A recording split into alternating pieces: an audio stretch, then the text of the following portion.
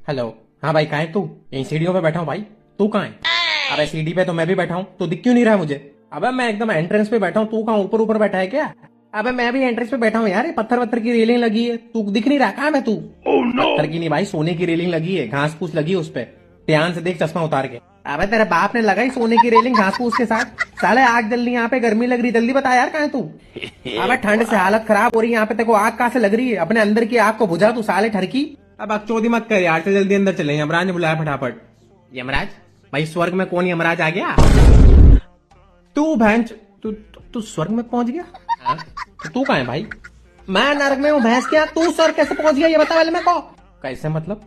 कर्म अच्छे किए थे मैंने साले। अबे परसों तक तो तू शादीशुदा लोगों को फटे हुए कॉन्डम गिफ्ट करा था, क्या क्या कौन सा अच्छे कर्म तेरे साले? वाह भाई, चल मेरा भी स्वर्ग स्पेशल बुफे डिनर का टाइम हो गया है, बाद में बात करता हूँ। अबे रुक, तेरी भैंस की टांग साले, दगाबाज आदमी।